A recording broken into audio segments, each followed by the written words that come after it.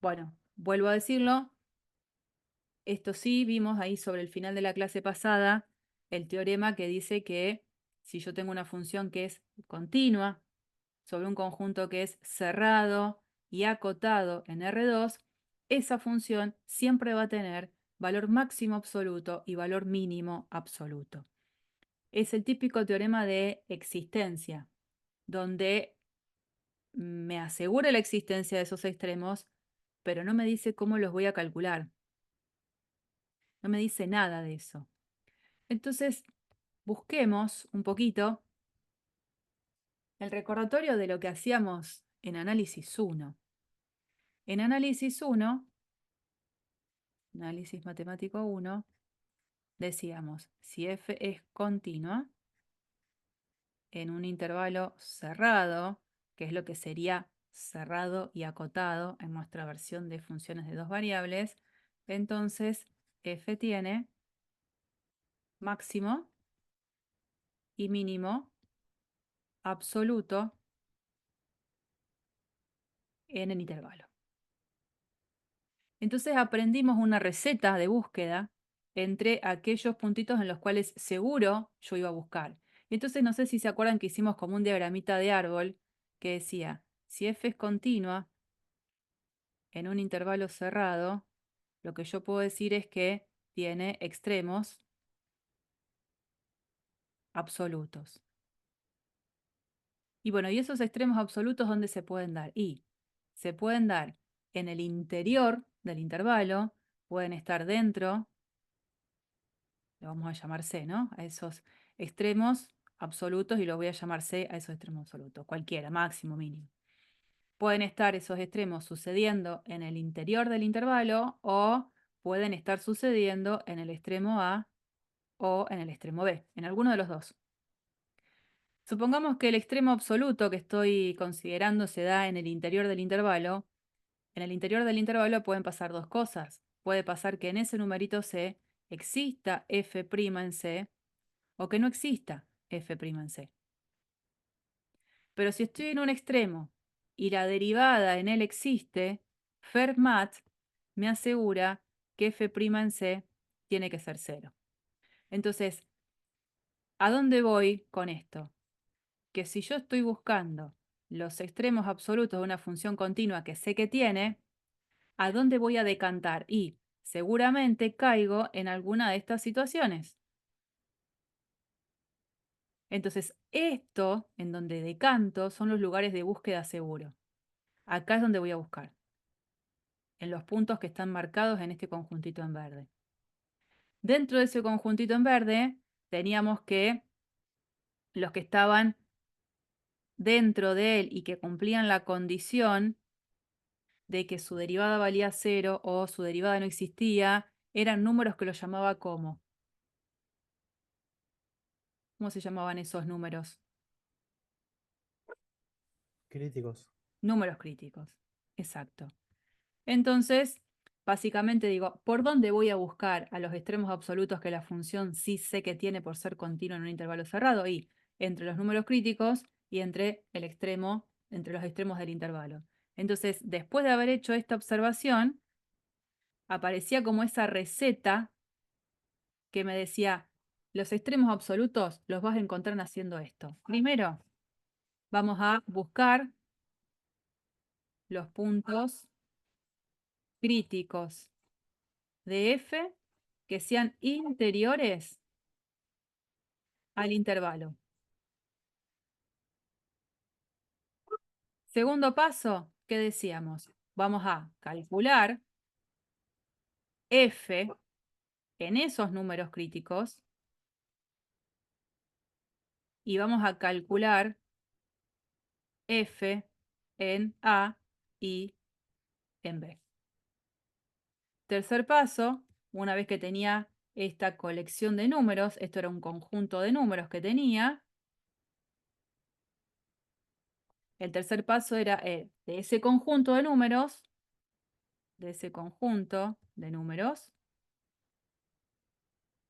el más grande es el máximo absoluto que estoy buscando Y de ese conjunto de números, el más chico es el mínimo. Esa era mi receta en análisis 1. Bueno, es una receta que la vamos a adaptar muy fácilmente a funciones de dos variables. Ahora la función es continua no en un intervalo cerrado, en un conjunto cerrado y acotado. Entonces déjenme sobre esta misma pizarra hacer la observación con azul de cómo cambiaría para análisis matemático 2. Si una función es continua en un cerrado y acotado,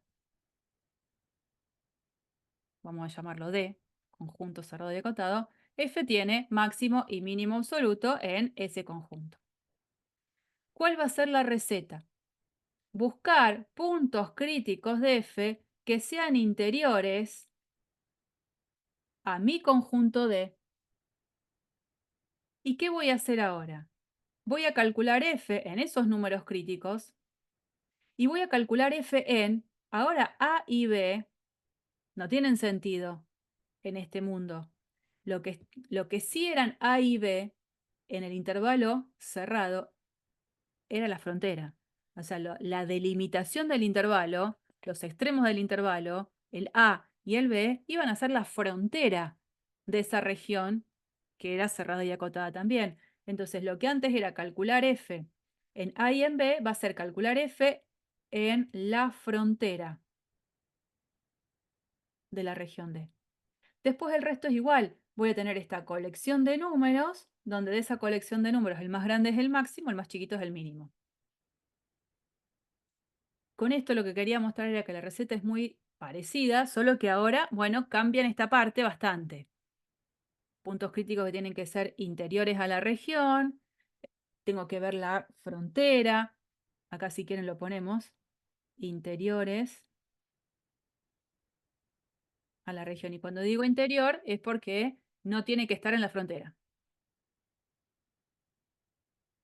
Bueno, vamos a tratar de realizar esta receta en un ejercicio en concreto, que era lo que habíamos terminado como de plantear, pero que no lo resolvimos. La idea era, bueno, acá está escrita la receta, como corresponde para funciones de dos variables, que es lo que estuvimos charlando recién, y vamos a tratar de resolver este ejercicio. Buscar los valores máximos y mínimo absoluto de esta función en una región que es triangular acotada por estas rectas. Bueno, voy a ir de nuevo a la pizarra, a ver si por ahí creo que la escribí.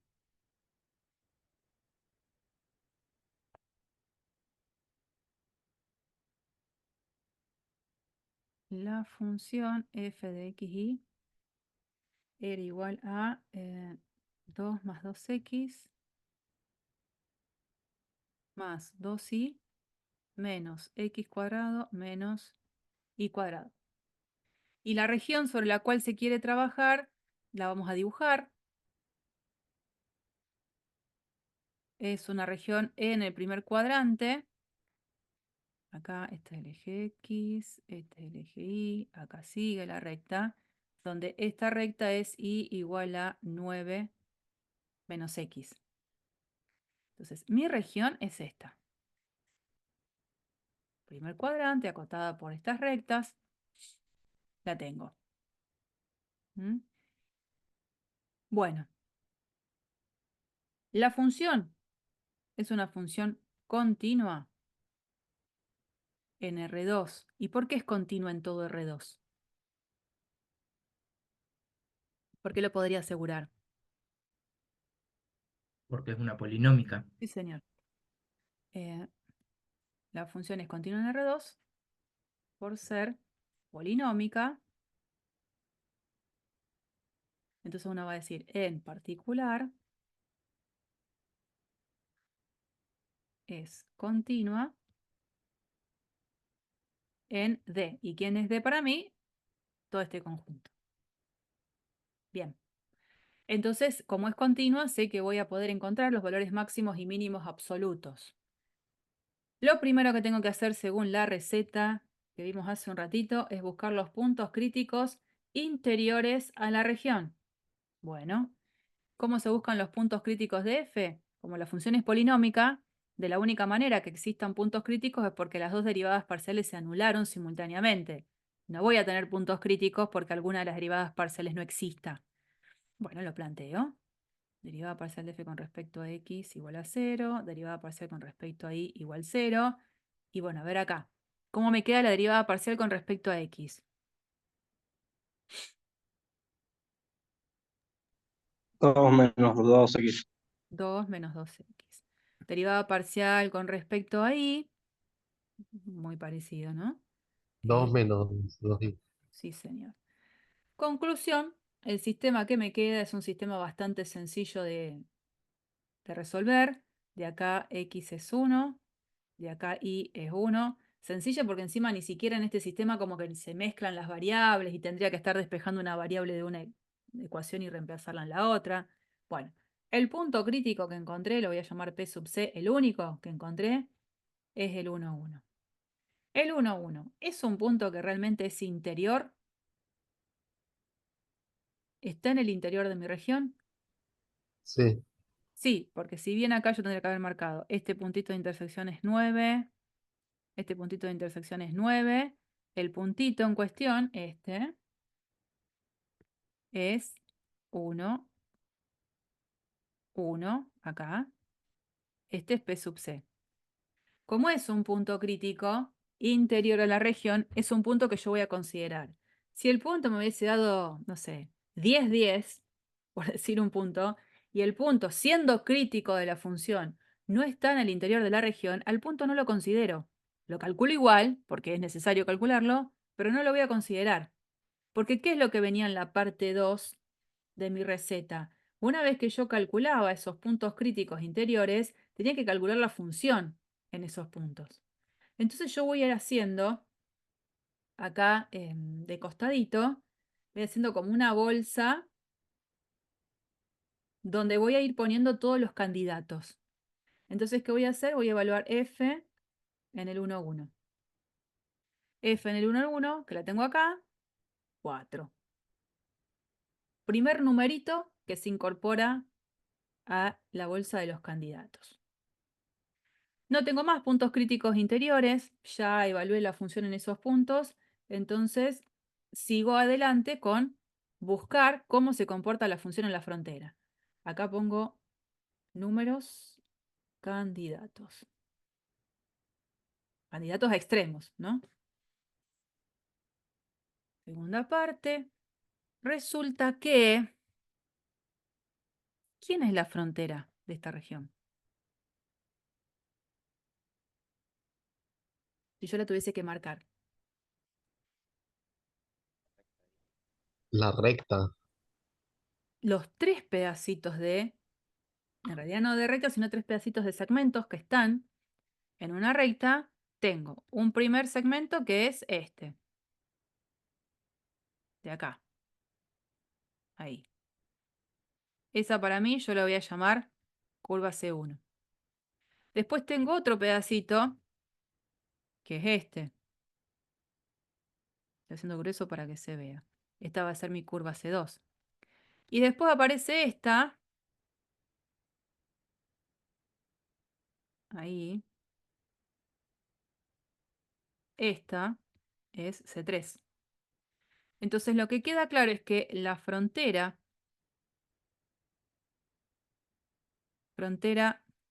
de mi región D, que es así como la llamé a la región, está conformada por la unión de esos tres pedacitos de segmento. C1, unión C2, unión C3. Entonces, cuando ahora necesito analizar la función en la frontera, me voy a tener que parar por cada segmento y analizar la función cómo se comporta en cada segmento. Entonces vamos a ir, por ejemplo, a la primera. Vamos a considerar C sub 1, primer pedacito de frontera. Todos los puntos que están sobre esa curva C1 son puntos que tienen ¿qué característica? X igual a 0. Sí, señor. X igual a 0. Y los valores de y, ¿no? ¿Con y variando dónde? De 0 a 9. de 0 a 9. Genial. Una vez que identifico a la frontera, yo lo que tengo que hacer es evaluar f en la frontera, en ese pedacito de frontera. Entonces, ¿qué digo? Evalúo f en los pares de la forma 0i. Cuando evalúo f en los pares de la forma 0i, voy a la ley, reemplazo la x por 0, a la y la dejo como i, y la expresión que queda es 2 más 2i menos i cuadrado, con los valores de i dentro del intervalo 0 a 9. Bueno, y acá es donde yo me meto y digo, esto es,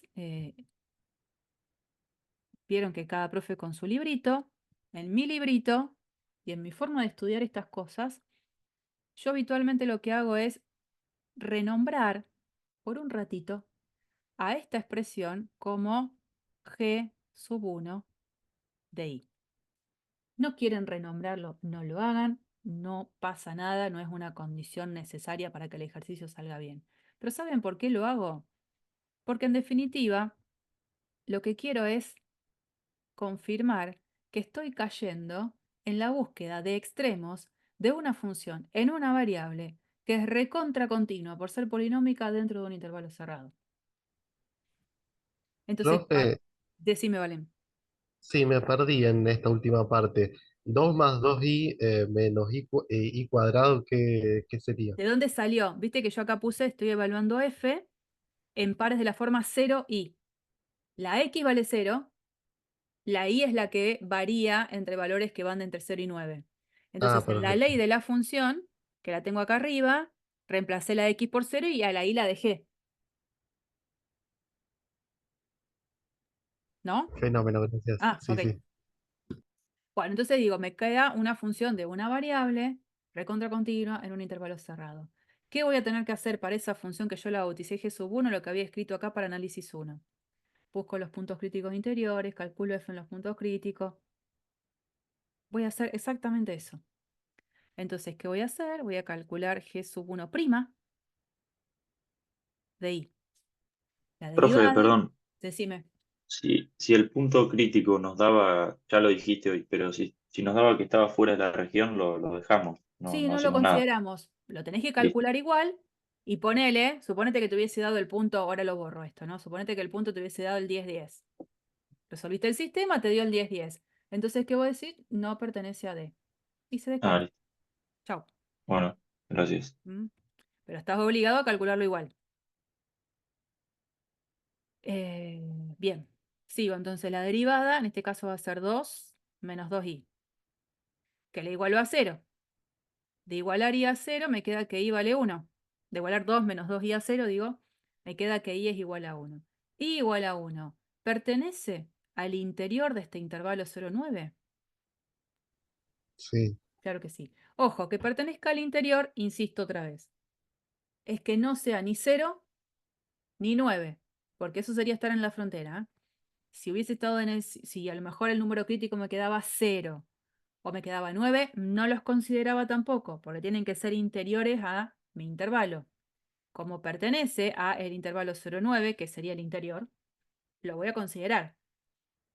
El único punto crítico que encontré, y entonces eso hace que evalúe mi función en el punto crítico, evalúe mi función en el extremo 0 y evalúe mi función en el extremo 9. Entonces, g sub 1, y acá sí digo, creo que está bien, g sub 1 en 1 es haber calculado f en qué par. Vengo a esto, ¿eh? En 0,1. El cero En uno. 0,1, fantástico. En 0,1. Y en 0,1, ¿cómo quedaría? Bueno, lo calculo acá, sino con i igual a 1, 3. ¿No? G sub 1 en 0 es evaluar f en definitiva en el 0, 0. Y f en el 0, 0 es 2. G sub 1 en 9 es haber evaluado f en 0,9. Bueno, calcular eso, por ahí lo tengo, menos 61. Hago la cuentita, ¿eh? O hago esta ley, que es la de la G evaluada en 9, o voy a la de la F y la evalúo en el par 0,9, que es exactamente lo mismo. Los puntitos los marco. No es que sea recontra necesario, pero yo lo hago. Los puntos que fui encontrando. El 0,1, 0,1, el 0,0 y el 0,9. Puntitos que han sido relevantes en este estudio. Y ahora lo que digo es que estos que tengo acá son candidatos a formar parte de esta bolsa que iba poniendo acá. F en 0,1, que es 3, F en 0,0, que es 2, F en 0,9, que es menos 61. Tengo más candidatos. Bueno, lo mismo que hice para C1, lo tengo que hacer para C2 y para C3. Lo mismo, lo mismo, lo mismo. Entonces voy a tratar de que me entre todo en el pedacito que me queda. Voy a hacer esta separación. Y hago esto. Ahora voy a ir a C2. C2. C2, que es este pedacito de segmento horizontal. Es el conjunto de pares que los puedo identificar como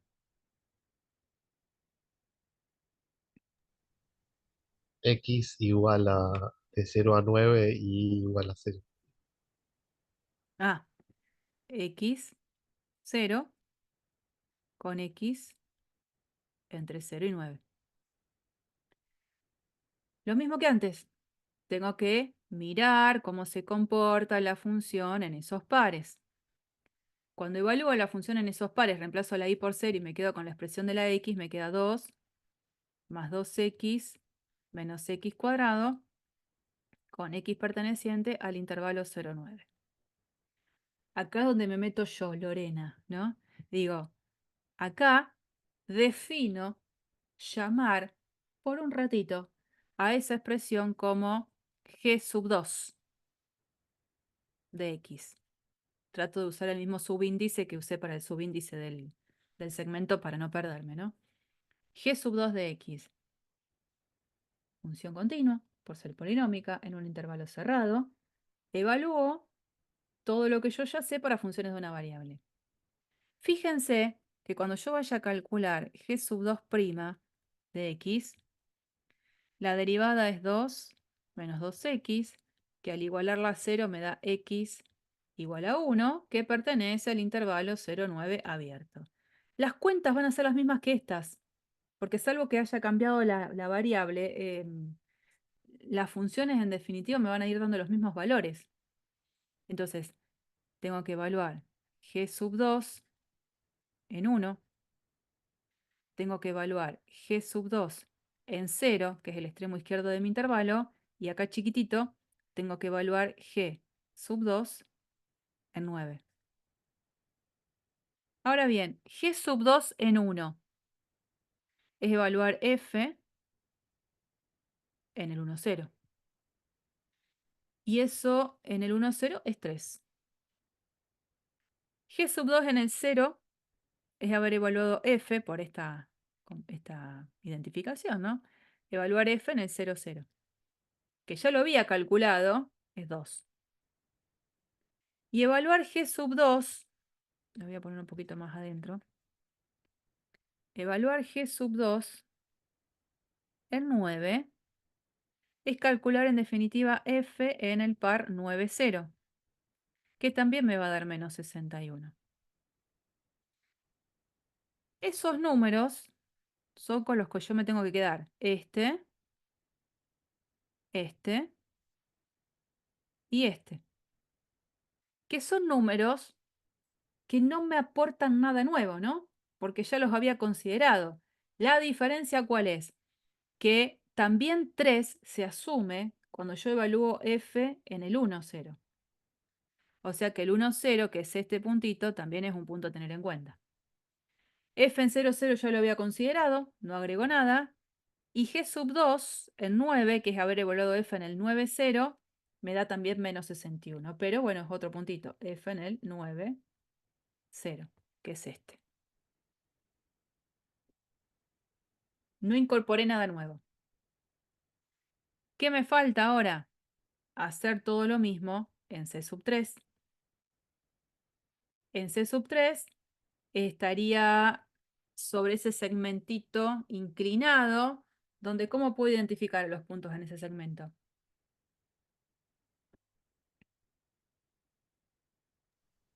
Y igual a 9 menos X. Claro, y entonces los pares, ¿cómo los identifico? ¿Está bien? Quiero ver. 0, 9 menos X. No, 0 no, X, 9 menos X. claro. Porque si ya le impongo el 0, me quedo acá, con X igual 0. Acá. Claro. Entonces yo quiero que X vaya variando y que el Y sea 9 menos X. Con X perteneciente a el intervalo 0, 9 otra vez, porque este pedacito de segmento se queda restringido a valores de X que están entre 0 y 9. Y otra vez lo mismo. Evalúo F en pares de la forma ahora X, 9 menos X. Ahí, por un ratito, a esto lo llamo G sub 3 de X.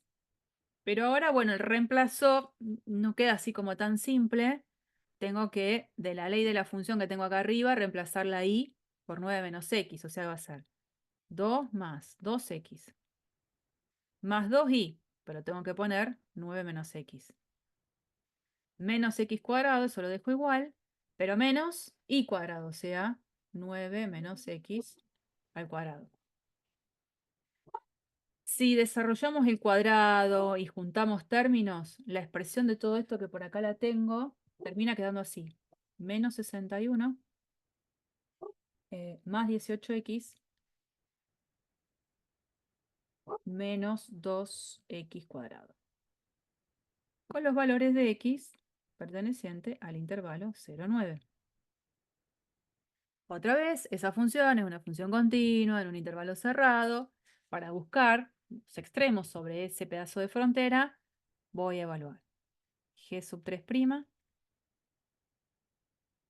que en este caso, ¿cómo me quedaría la derivada?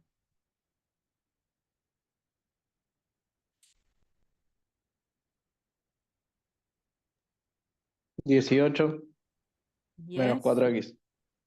pp. Esto lo igualó a 0. De igualarlo a 0, x es igual a 18 cuartos, que es 9 medios. 9 medios. ¿Está dentro del intervalo abierto 0, 9?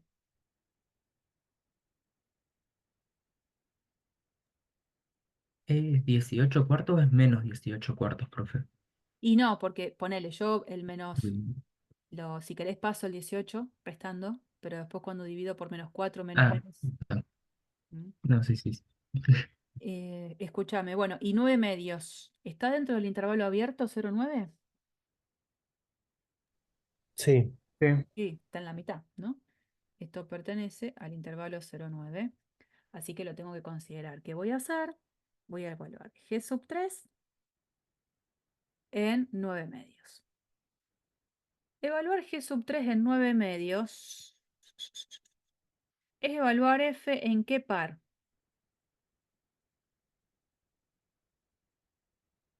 Miro acá.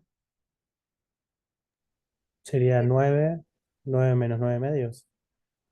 O sea, 9 medios, porque la x vale 9 medios, y 9 menos 9 medios, siempre lo pienso así. Es un número menos su 9 mitad. medios. Me da su mitad.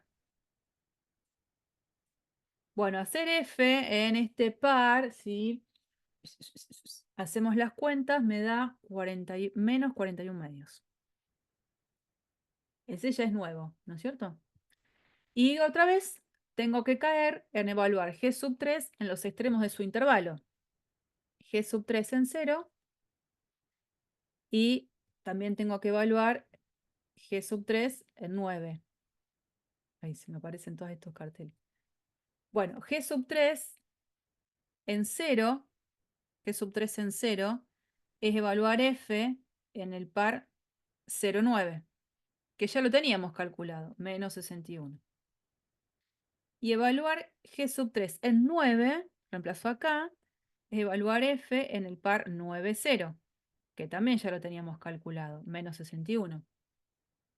Entonces marco los numeritos con los que me voy a quedar, este, este, y el que está abajo. Los puntitos, el único que se incorpora a todo este diseño es el 9 medios, 9 medios. Supongamos 9 medios. Acá, ¿no?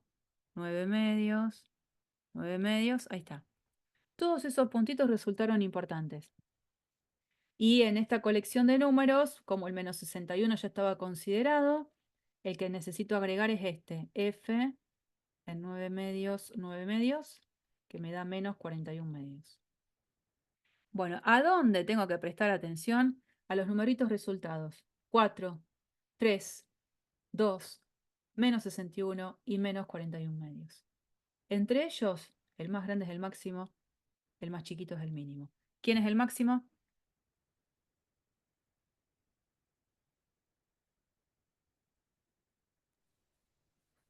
F en 1, 1. Claro. Entonces digo, 4. 4, este es el máximo absoluto. Si después quiero, lo que puedo hacer es decir, y se asume en el par 1, 1. ¿Y el valor más chiquito?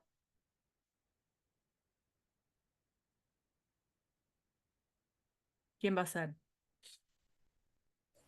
F en 09. Sí, este. Este de acá. Este va a ser el mínimo absoluto. Y si quiero completar, se asume en el par, tanto 0,9 como en el par 9,0. Entonces, ¿quiénes fueron de todos estos puntos importantes? Y terminó siendo este. Ahí se daba el máximo. Y en cualquiera de estos dos, en este o en este, se dio el mínimo. Bueno, esto va a ser un ejercicio completo de búsqueda de extremos de una función cuando está acotada en una región, cerrada y acotada, y la función es continua. Por supuesto que supongamos que la región, en vez de haber sido un rectángulo, perdón, un triángulo, era un rectángulo. Supongamos que hubiese sido un rectángulo. Su frontera va a estar formada por ¿cuántas curvas?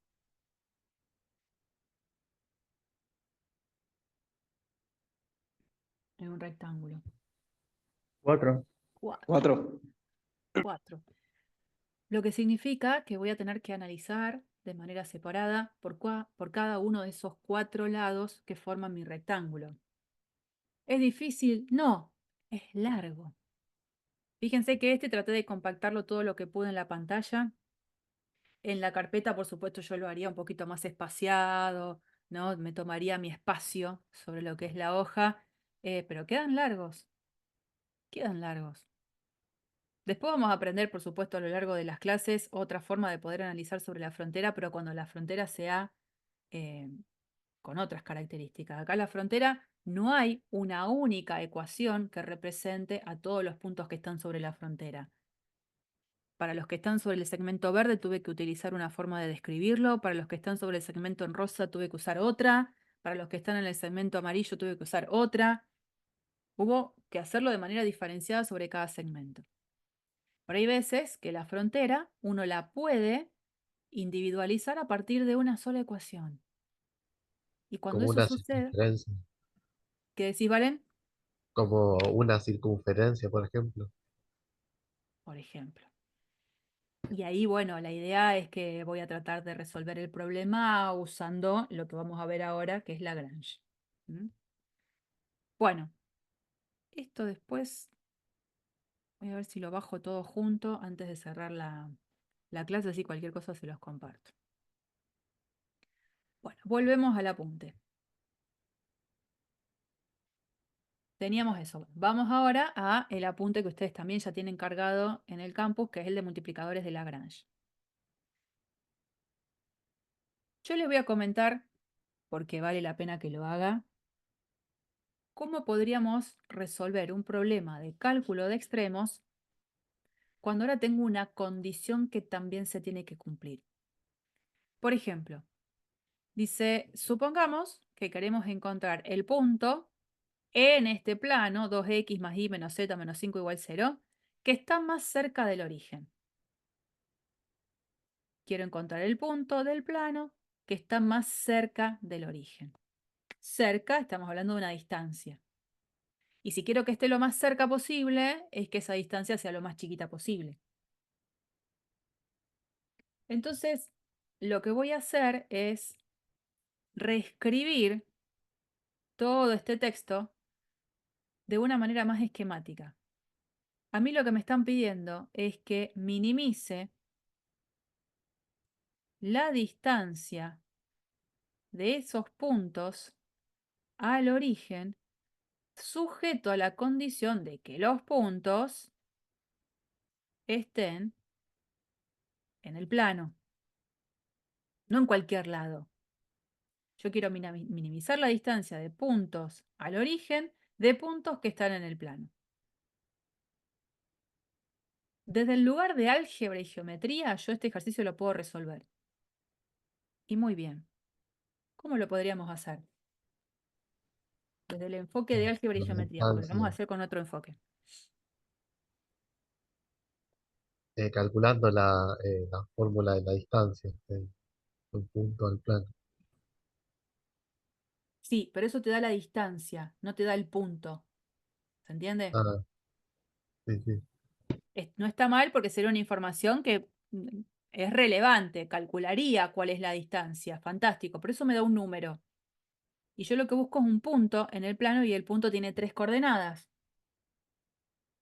Me queda como, hay algo no compatible.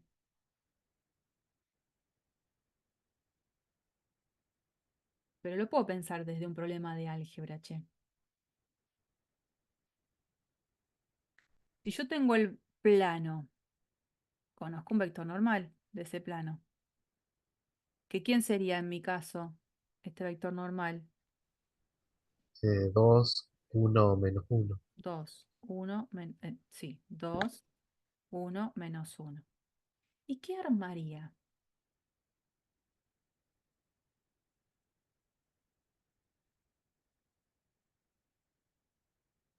Si yo armo la recta que pasa por el origen y que mantiene esa dirección normal, cosa que la encuentro, porque encuentro las ecuaciones paramétricas de la recta, punto de paso, vector dirección, después que tendría que encontrar. El punto. ¿Cómo? Y primero escribís la recta en forma paramétrica. Y después, Y después, ¿No tenés que calcular la intersección después? claro. Bueno, ¿intersección entre qué? Entre la recta y el plano para sacar Claro, el punto. exacto. Y después Es lo calcular la que, distancia. después la distancia ya está, no hace falta calcularla, no me pide que calcule la distancia, ¿se entiende? El ejercicio no me dice, y después calcule la distancia. Si me lo hubiese pedido el ejercicio, lo voy a calcular. Yo voy bien puntual a lo que el ejercicio me pide. Encontrar el punto de ese plano que está más cercano al origen. Entonces, después, ¿qué hago? Busco, como no, la intersección entre la recta y el plano. Ese es el punto que buscaba. Ya está. Este es un ejercicio geométrico que gracias a esa visión desde el álgebra y geometría lo podría resolver. Bueno, hagamos de cuenta que no tengo esa versión geométrica y que la tengo que hacer con los conocimientos de análisis matemático 2. Habrán hecho en análisis 1 ejercicio de optimización. Calcular no sé, el rectángulo que se inscribe sobre una circunferencia de área máxima o minimizar el costo de algo.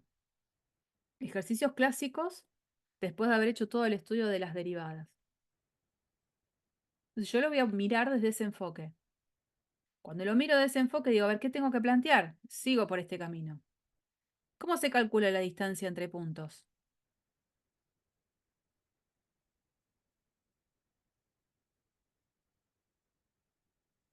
¿Cómo se calcula? Ahí sí, sí o sí, álgebra, ¿no?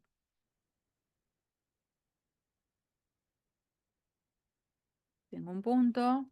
Calculás el vector entre los puntos y sacás el módulo.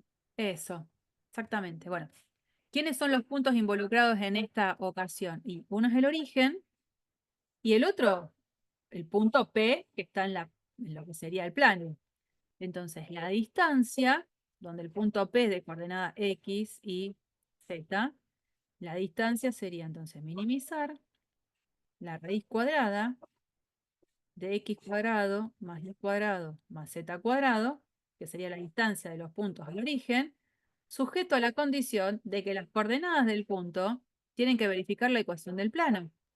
O sea, 2x más y menos z menos 5 tiene que ser igual a 0. Ese es mi problema. Ese es mi problema. Que además, a ver si hacen memoria ustedes de lo que también podrían haber dado en análisis 1.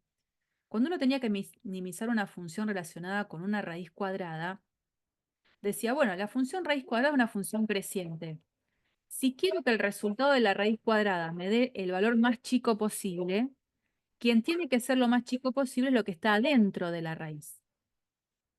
Entonces puedo hacer ese artilugio y pasar a resolver este problema.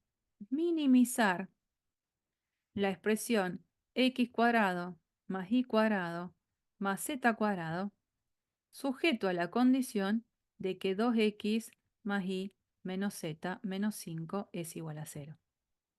¿Qué me permite eso? Trabajar con expresiones donde no aparezca la raíz. No es que es una catástrofe, pero si puedo alivianarme los problemas que van a aparecer a posterior, mejor. Entonces termino pensando en resolver este sistema. Sí es cierto que x cuadrado más y cuadrado más z cuadrado no es la distancia del punto al origen. Eso está claro. Pero sé que si minimizo esa expresión, voy a tener que voy a minimizar la raíz de x cuadrado más y cuadrado más z cuadrado.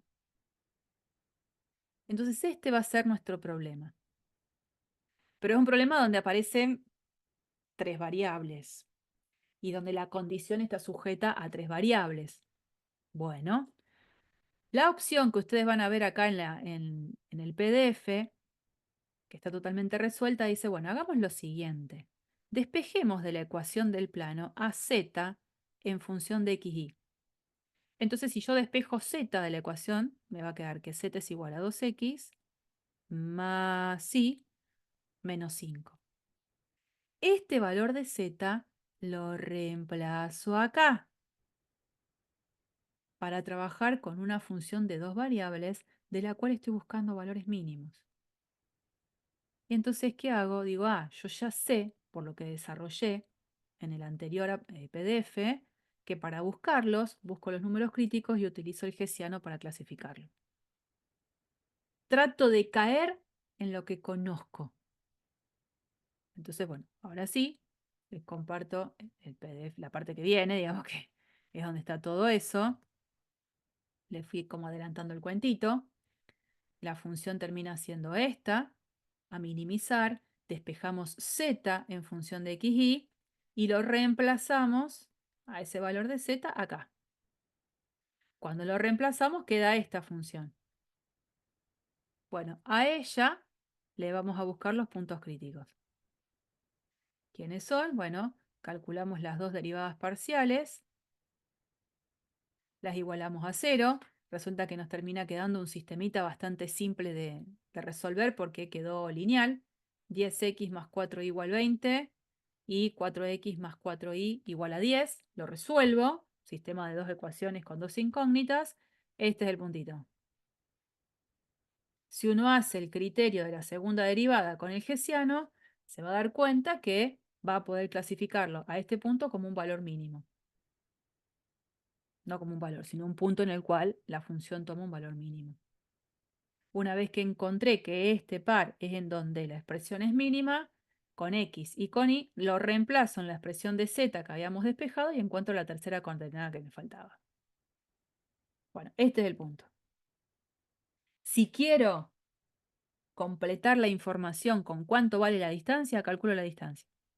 Con la fórmula de distancia de punto a plano.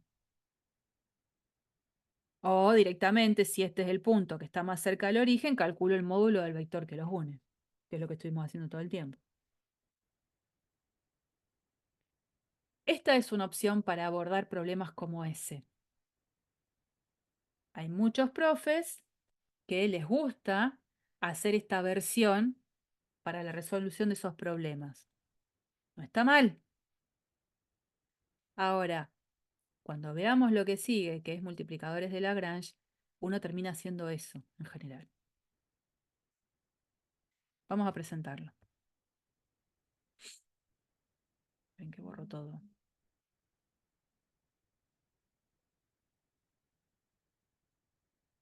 Teorema previo a Lagrange. Vamos a leerlo. Este se demuestra, pero es muy sencillo. La demostración está acá. El teorema dice lo siguiente. Supongamos que f, que es una función derivable diferenciable en un cierto conjunto, dentro de ese conjunto contiene una curva suave. Curva suave que R' era distinto del vector nulo y continua. Entonces, tengo una función f de 3 variables que puede estar definida, por ejemplo, en todo R3. No sé, puede estar ahí definida. Ahora, ¿qué voy a hacer?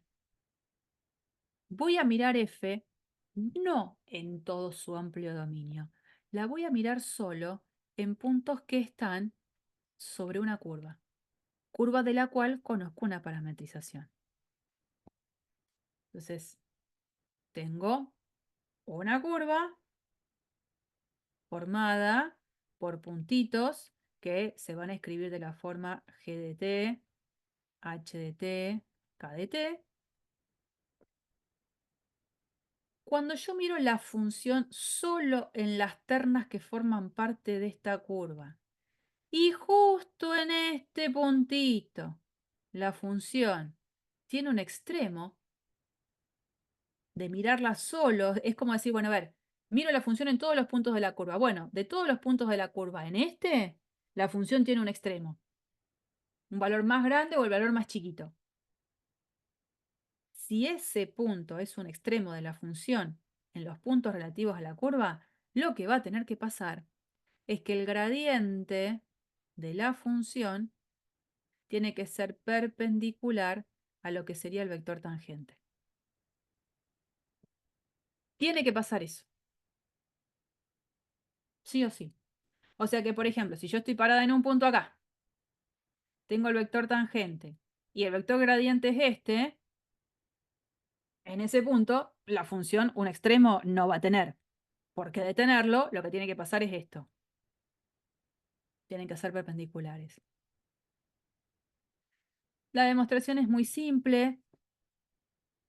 Si yo lo que quiero es pensar que evalúo la función en los puntos que están sobre la curva, una manera de decir quiero mirar la función solo en esos puntos y no en todo su amplio dominio es haciendo esta composición. Si yo hago f en g de t, h de t, k de t, estoy evaluando f en los puntos solo de la curva. Y eso, lo que tengo ahí, no es más que una función de una variable. Voy a borrar todo así lo pongo un poquito más grande. Hago esto, ¿no? Esto es una cierta función que la puedo llamar w de t. Si en ese puntito yo decía que la función tenía un extremo, puntito que dijimos hace un rato era g de t, h de t, k de t. Ese puntito surgió porque elegí un cierto valor concreto de t sub 0, t sub 0, t sub 0. Esta composición es una composición de funciones que son diferenciables, porque por dato lo tenía, f era diferenciable y la g, la h y la k son funciones derivables porque la curva es suave. Toda información que saco de los datos de las hipótesis. Si en ese puntito t sub 0 la función tiene un extremo y la función es derivable,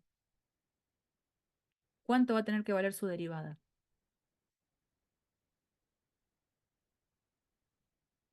Cero. No me queda otra, porque eso es aplicar Fermat, es una función de una variable. Entonces, si la función en ese puntito P sub 0 tiene un extremo, necesariamente W' en ese T sub 0 tiene que ser 0. Eso es seguro. Ahora, ¿cómo calcularía W'? Y para calcular W', tengo acá caso 1 de regla de la cadena. F, una función de 3 variables, compuesta con esas 3 variables dependiendo de una misma. Regla de la cadena es lo que tenemos acá. Esto no es nuevo. ¿Se acuerdan? La F que depende de X, de Y, de Z, y donde estas dependen de T. Esta gran composición es la que yo estoy llamando W de T. Y esto es regla de la cadena, caso 1. Derivada parcial de F con respecto a X, evaluado en todo lo de adentro por lo que acá sería el X'. El X', bueno, como acá en vez de llamarse X de T se llama G de T, esto es G', ¿no? Derivada parcial de F respecto a X por X', más la derivada parcial de F respecto a Y por Y', más la derivada parcial de Z, de F respecto a Z por Z'. Esto es W' en T. Pero como en T0 vale 0, resulta que este producto, que lo puedo disfrazar como el producto escalar entre el gradiente y el vector tangente a la curva, ese producto escalar vale 0. Y si vale 0, ¿qué quiere decir? Que el gradiente de F es perpendicular a la curva en P sub 0. Eso es lo que dice el teorema. De estar en un punto que es un extremo sobre puntos que están en una curva, hay algo que tiene que pasar sí o sí. El gradiente de la función tiene que ser perpendicular a la curva. Sí o sí caigo en eso.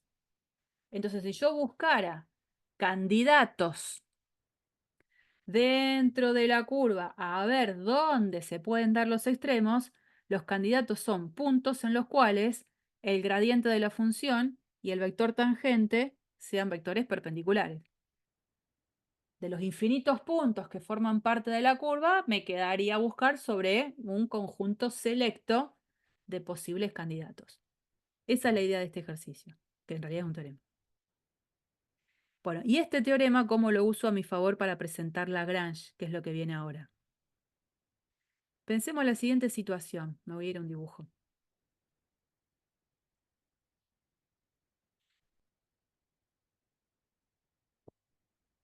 Esto que estoy escribiendo acá va a estar escrito en el PDF, pero lo vamos a ir haciendo de a poco para no mirarlo desde cero, de todo junto, digo. Yo tengo una función f de x y z, una función diferenciable. Y tengo g de x y z, también una función diferenciable. ¿Cómo vamos a trabajar con las dos? Con esto vamos a considerar S una superficie que es el conjunto de ternas donde G, tal que G de X y Z toma siempre un mismo valor constante K. ¿No? ¿Esto qué sería de la G? ¿Cómo se llama esto? Una superficie de nivel. Sí. Esto es una superficie de nivel de G. Entonces voy a hacer un dibujito de superficie distinto para no hacer siempre el mismo. Piqui, piqui, piqui, piqui, piqui, piqui, piqui. Esa es mi superficie. Superficie S. Supongamos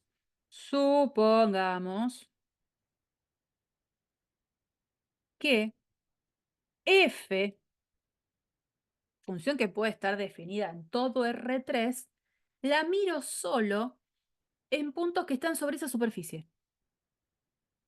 Y encima, en un punto en concreto, la función toma un valor extremo. Entonces, supongamos que F tiene un valor extremo.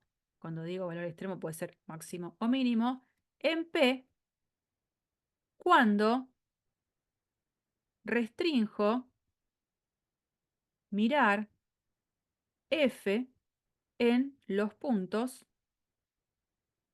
de esa superficie S. A lo mejor, insisto, F puede tener un dominio que es todo R3, pero ¿dónde la voy a mirar? Solamente en las ternas que formen parte de esta superficie S. Superficie que surgió como mirarla al mirarla como una superficie de nivel de la G.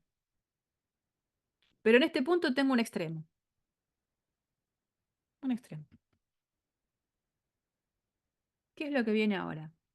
Usar el teorema anterior. Supongamos que yo me paro en una curva dentro de esta superficie S, pero que pasa por P. Hallamos eso 1. Si la función f tiene en P un extremo restringida a todos los puntos que están sobre la superficie, con más razón, este puntito P es un lugar en el cual la función va a tomar un valor extremo cuando la restrinjo a mirarla sobre puntos sobre esta curva. ¿Está bien? En este grupo de alumnos que están ustedes y yo soy la más grande en edad. Si de ustedes me quedo con la mitad, pero sigo estando yo sigo siendo la de mayor edad. Bueno, pasa lo mismo. Si sobre toda esta gran superficie en P la función toma el valor más grande, por decir una expresión, sobre un subconjunto de S, donde en ese subconjunto P está, también sigue teniendo el valor más grande. ¿Esto para qué lo hago?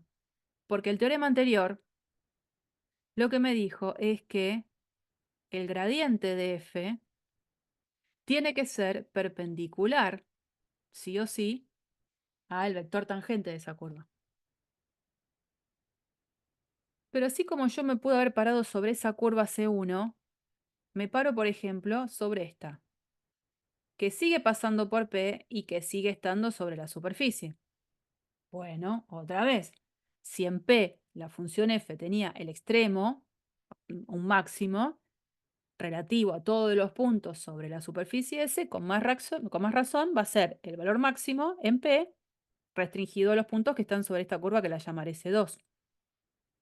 Entonces el mismo gradiente de la f tiene que ser perpendicular al vector tangente de esta curva en ese punto. Y se darán cuenta que si sigo, digo, bueno, ahora tomo esta curva que pasa por P, también va a tener que pasar que el gradiente de la f va a tener que ser perpendicular a este vector, al vector tangente de esa otra curva.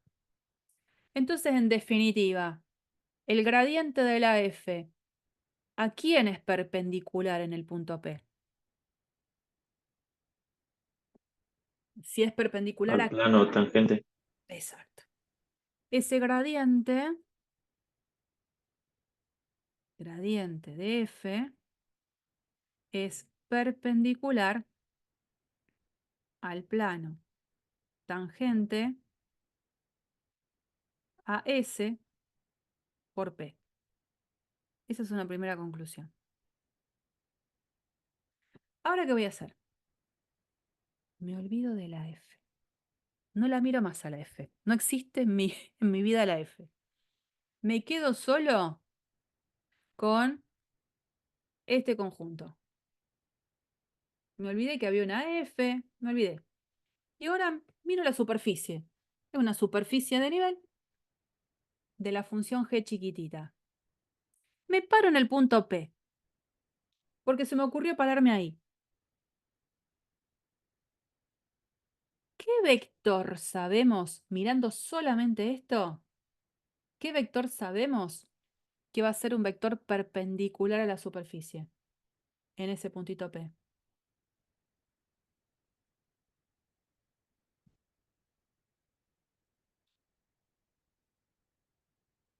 Esto no fue la clase pasada, fue la anterior. Tengo una superficie de nivel y se me ocurre en un punto calcularle el plano tangente. ¿Qué vector usaría para definir el plano tangente a esta superficie, que es una superficie de nivel de G?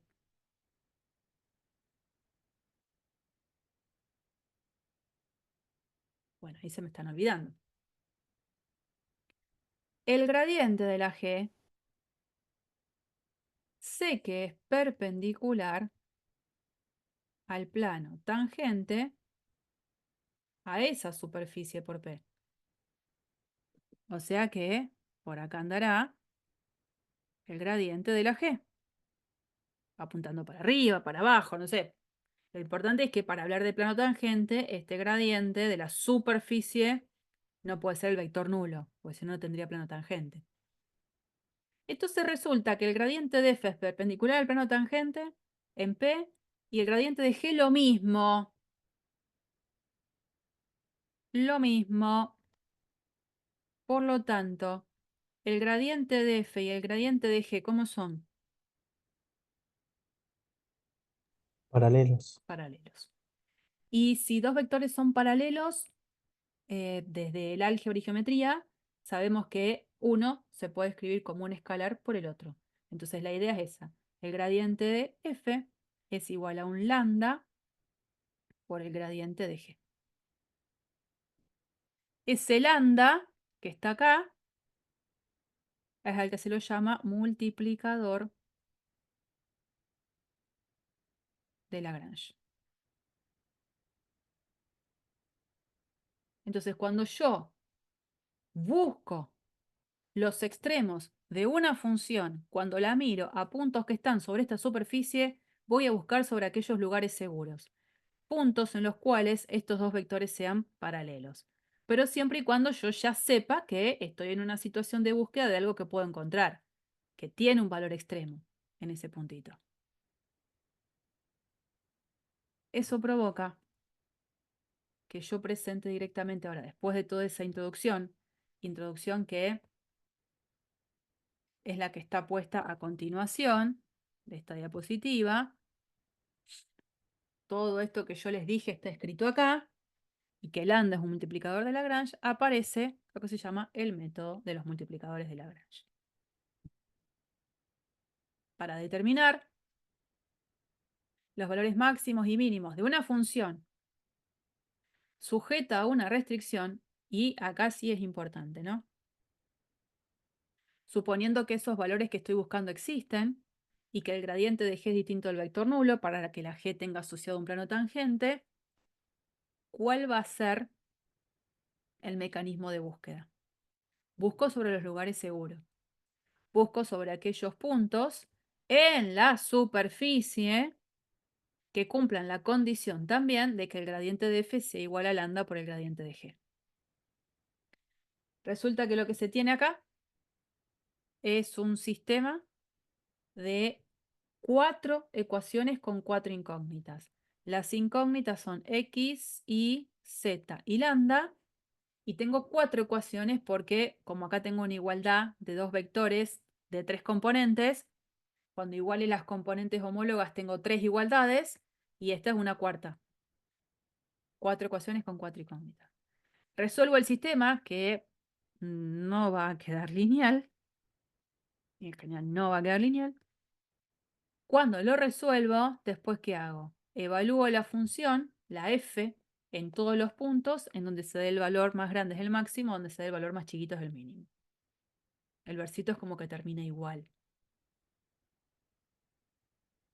Sí, importante considerar que este mismo método, ahora lo voy a escribir acá, el mismo método vale para el caso de funciones en dos variables. Nada más que ahí lo bueno es que el sistema queda más chico. Va a quedar 3 ecuaciones con 3 incógnitas. Las incógnitas van a ser la X, la Y y lambda, y tengo 3 ecuaciones. Importante, que lo pasé por alto antes, es esto que dice acá, ¿no? Se debe tener cuidado al aplicar el método, porque es posible que yo encuentre puntos de una conclusión que no es correcta.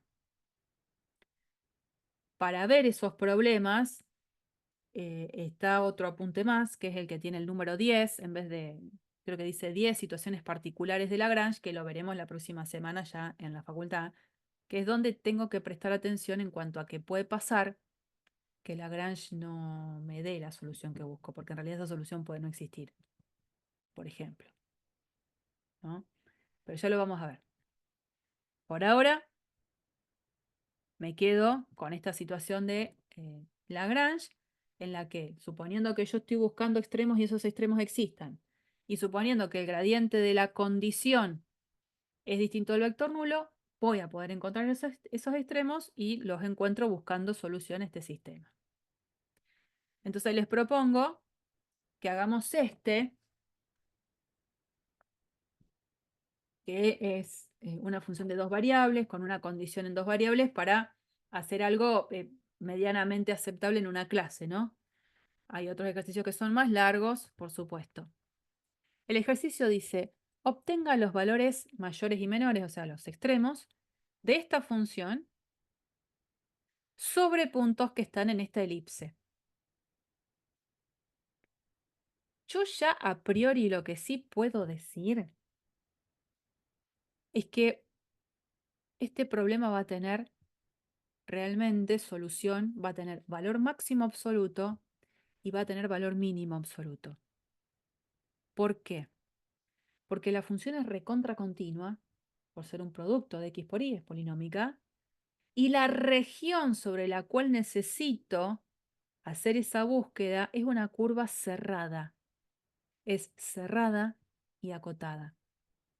Entonces, si mi conjunto es cerrado y acotado, la función continua tiene extremos absolutos.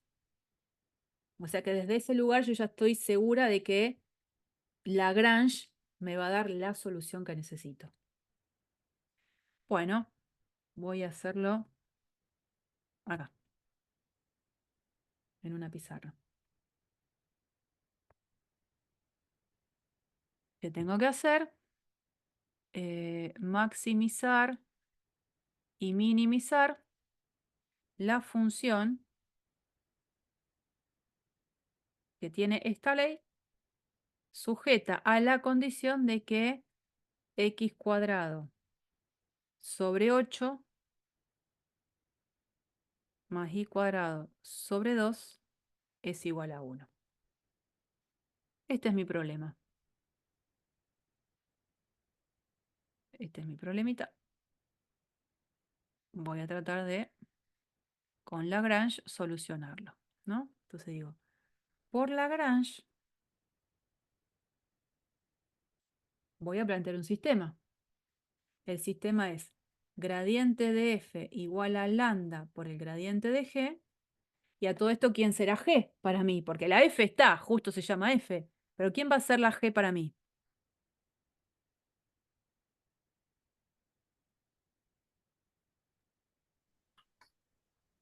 La ecuación de la circunferencia. Ojo, no, primero que no es una circunferencia, pero eh, fíjense acá. Vuelvo a la plantilla. Hay una función a maximizar o minimizar y la g es la que da la condición. Hay una cierta expresión, una ley que depende de x y z, igualada a una constante k. Entonces, en nuestro problema,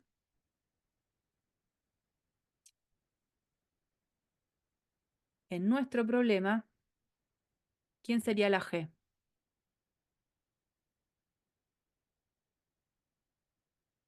¿Quién es la g?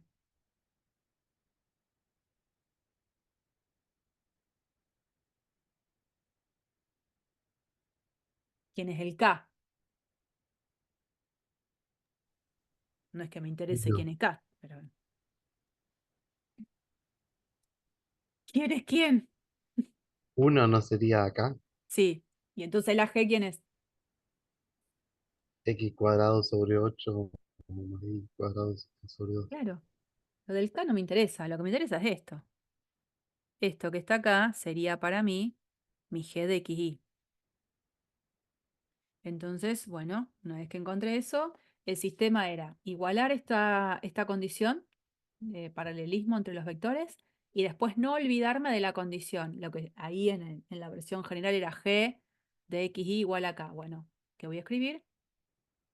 X cuadrado sobre 8 más y cuadrado sobre 2 igual a 1. Siempre en un problema como este, me pasa que en la práctica suelen perderse en quién es F y quién es G. Y digo, no hay manera de perderse. ¿Saben por qué? Porque la F, que es la función a maximizar o minimizar, es la ley de la cual la ley no está igualada a nada. Dice f de xy igual a x por y. Bueno, el igual está porque estoy diciendo quién es la ley de la función, pero ese x por y no está igualado a 7, a un número, al 0, a 5. Es una ley. La que da la condición es la expresión en la que sí aparece una ecuación. Bueno, una vez que entendí eso, esto lo tengo que desplegar.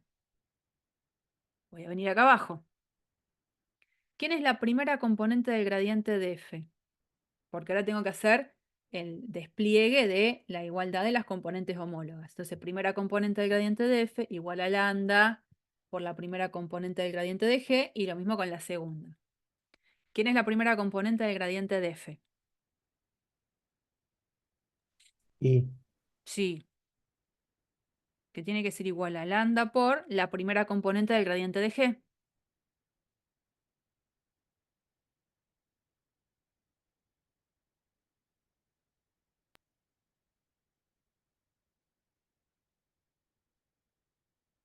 un cuarto I puede ser. Un cuarto. No, perdón. 2i. I. mm, Como 2i. Por las dudas, No, recordamos. se cancela con el de abajo, sería I. Espera. El gradiente era el que tenía, en manera ordenada, las derivadas parciales, ¿no es cierto? Entonces, la primera componente del gradiente de g es la derivada parcial de g respecto a x. O sea, 2x. o sea, Un cuarto X. ahí va. Porque es 2x sobre 8. No me olvido el sobre 8. ¿Por qué me lo olvido? Que cancelo el 2 con el 8 y me aparece x sobre 4. Ahí va. Vamos a seguir entonces con la igualdad entre los gradientes, pero con las segundas componentes. Segunda componente del gradiente de f, o sea, es la derivada parcial de f respecto a y. ¿Quién es? X. Bien. Igual a lambda por la segunda componente del gradiente de g. O sea, tengo que calcular la derivada parcial de g respecto a y. I. Bien. Y no me olvido de la condición. X cuadrado sobre 8 más y cuadrado sobre 2 igual a 1. Borro esto y lo pongo un poquito más grande. Así. Este es el sistema que tengo que resolver. Es un sistema para nada lineal. Fíjense que las variables son la x, la y, lambda, y ya acá las variables entre sí se están multiplicando. Creatividad. Esto es creatividad.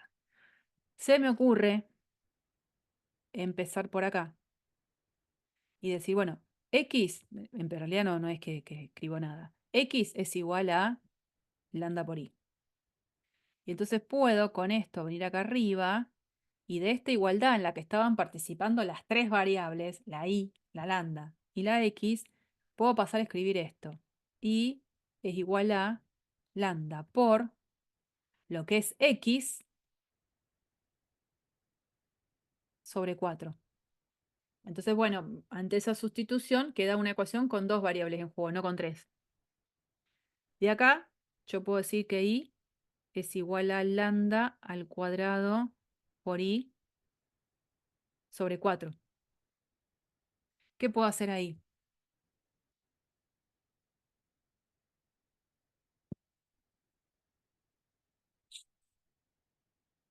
¿Qué quisieran hacer?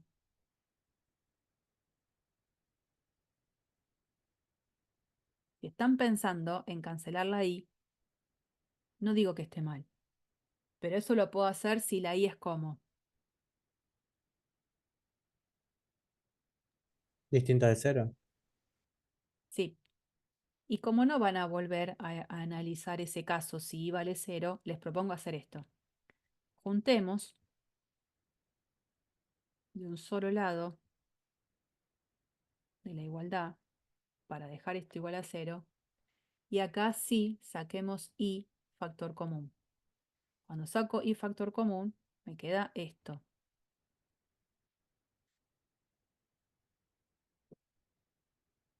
Si este producto es 0, es porque ¿cuáles son las opciones que tengo?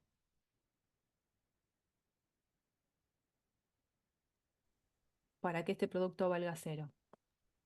Que i sea igual a 0 o que lambda sea 2 Y te está faltando 1. o menos 2. Eso.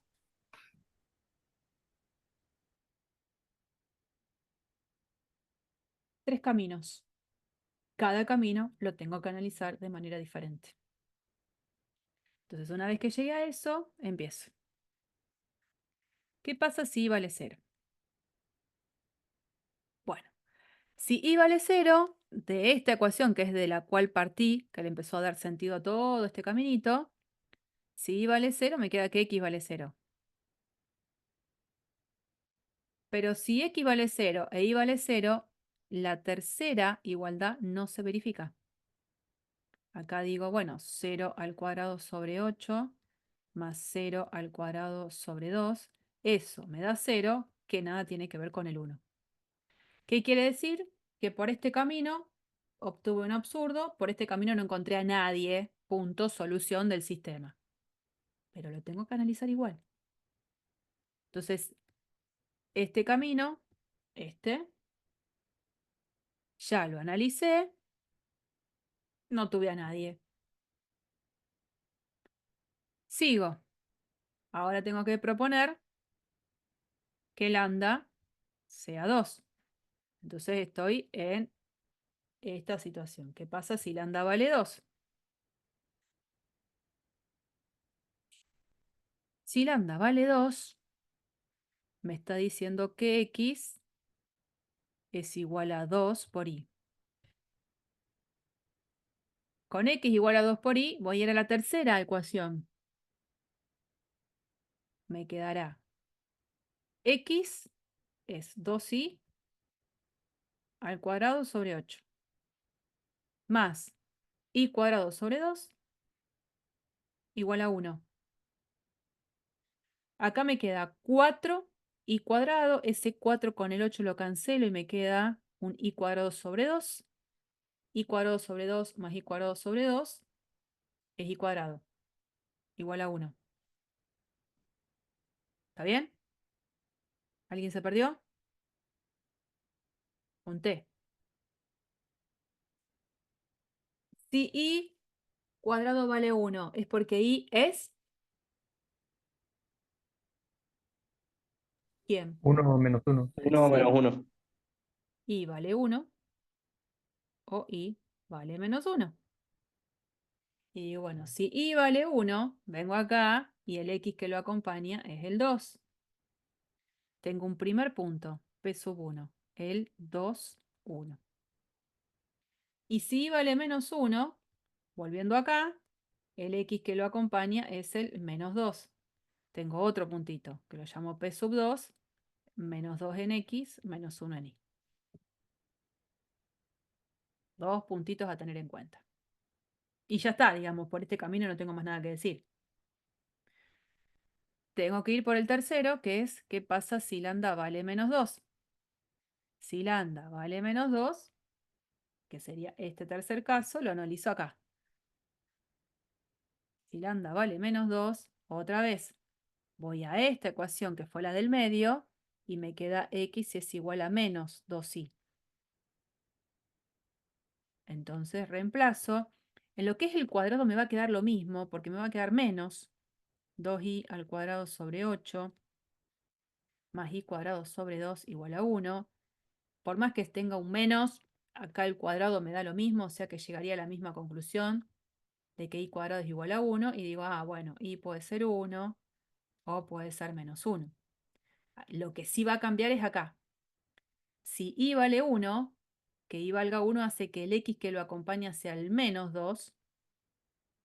Y si y es menos 1, cuando pongo menos 1 acá, con el menos de adelante se hace más 2. Ah, marqué con verde algo que no tenía que marcar en verde, miren, no me di cuenta. Lo que tenía que marcar en verde era otra cosa. Era esto. Bueno, y ahora los puntos que me quedaron son P sub 3, el menos 2, 1, y P sub 4, el 2 menos 1. Esas son las soluciones a mi sistema. Esos 4 puntos, este y estos de acá.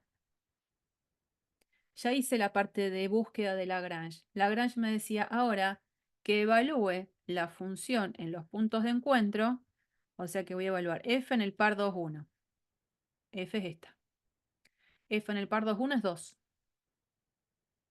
Que me va a dar lo mismo que la función en el par menos 2 menos 1, ¿no? Porque multiplico y me da lo mismo.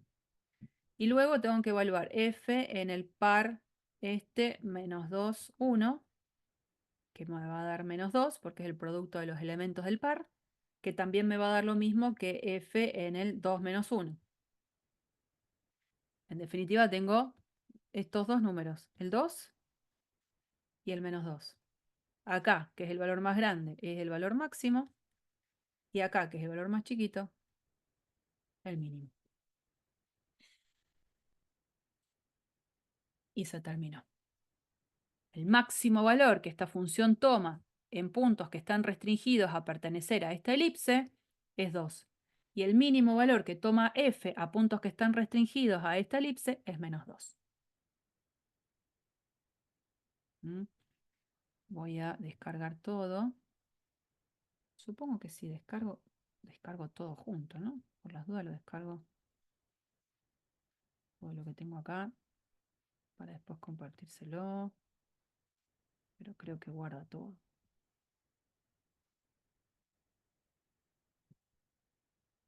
En el PDF se hace el dibujito de la elipse y los puntitos de encuentro que teníamos acá son estos, donde hace el gráfico del gradiente de la función y el gradiente de la g, que ve que son paralelos.